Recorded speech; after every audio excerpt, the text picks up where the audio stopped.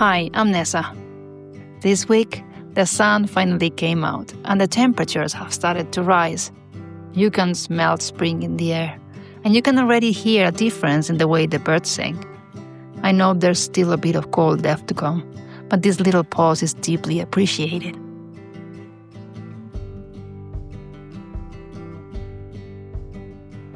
I'm also going through one of those big life lessons, the kind that comes when you step out of your comfort zone and face what scares you. Let me tell you about it, and hopefully, by the time this video ends, you'll be taking a small step toward the thing you've been putting off for a while.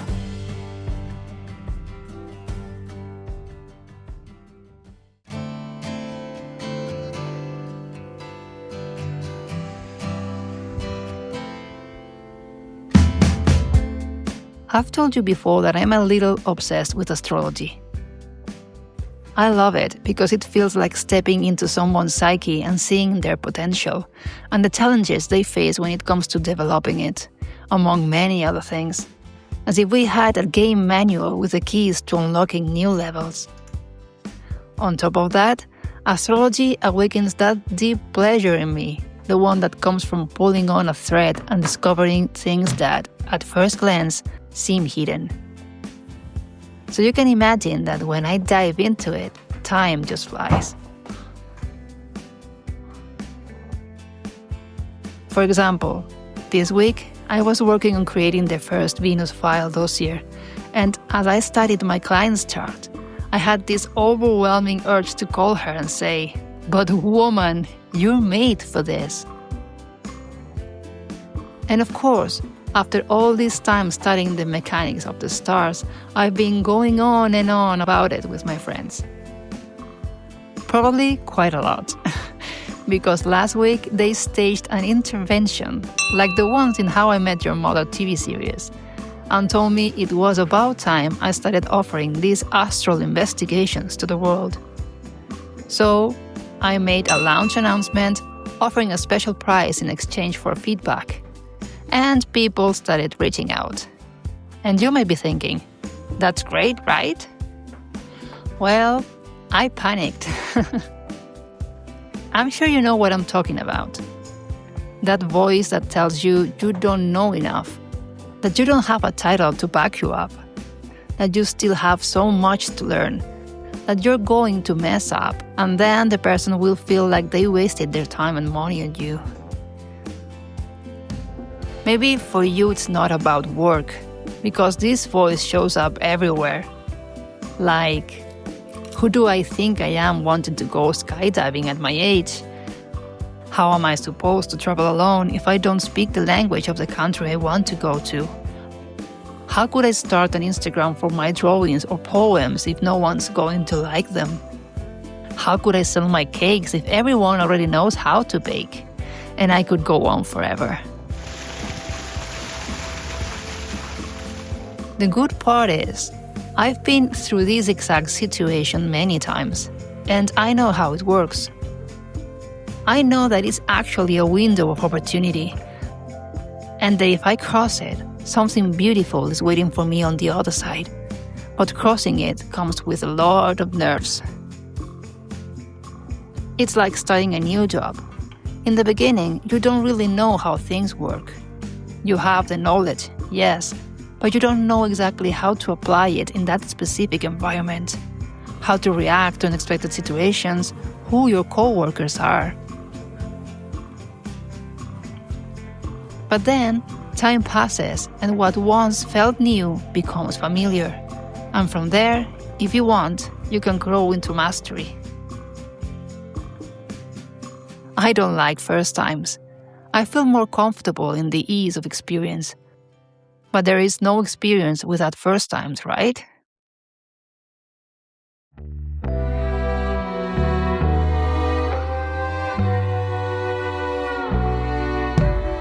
There will always be more to learn, more to improve, new situations to navigate, unexpected things to solve. And in truth, that's what keeps life from becoming monotonous. And it's exactly what terrifies our mind, the part that just wants to feel safe. Our mind wants us to stay in our comfort zone because it's what it knows. The brain is wired for survival, and it reads novelty as danger. That's why, when we try to step into something new, it sends us those very unfriendly voices that just want to bring us back to the comfort of our little cabin, where nothing happens, for better or worse.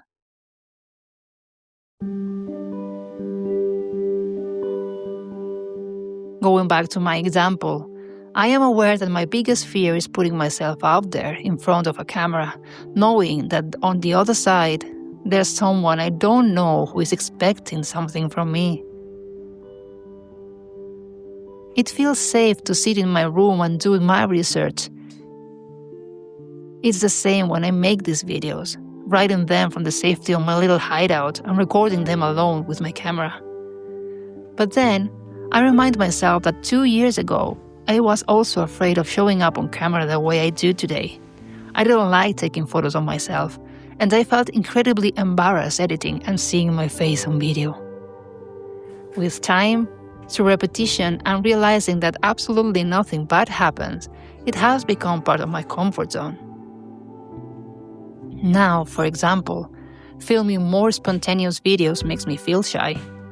Going live is what makes me nervous, and I still haven't dared to do it.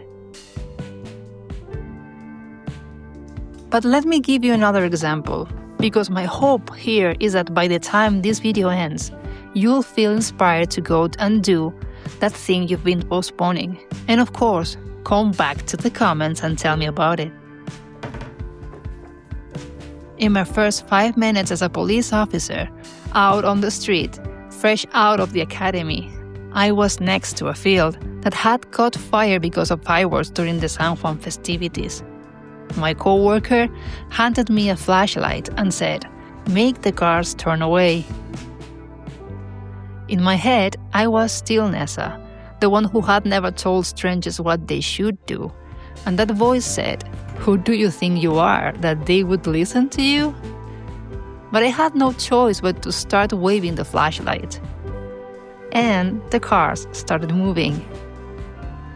And that taught me that in new situations, action matters more than how confident we feel in that moment.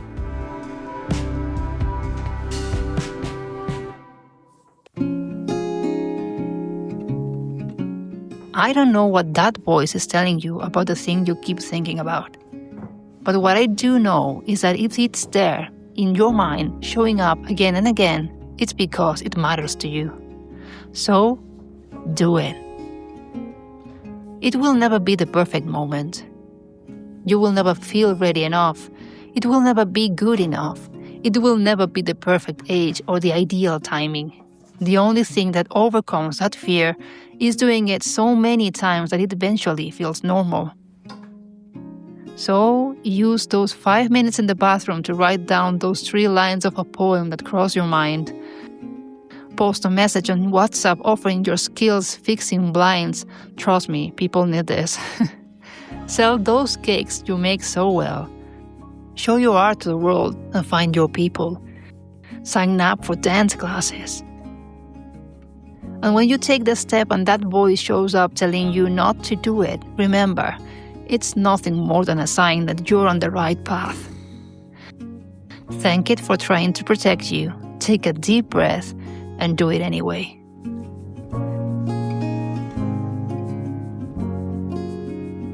I'm now going to keep working on the Venus file for my client and study the person whose birth chart I'll be reading first. I'm scared? Yes. But the passion and the desire to help people are so much stronger. And I trust that, soon enough, I'll have crossed that threshold of novelty and start feeling more at ease. Tell me in the comments, is there something you've been wanting to do for a while? What are you going to do today that challenges that voice? And remember, I have a free ritual guide to help you start taking steps through changes, even if facing imposter syndrome isn't a life transition itself. The process inside the PDF works for these too. You can download it by clicking the link in the description. See you next week. Goodbye.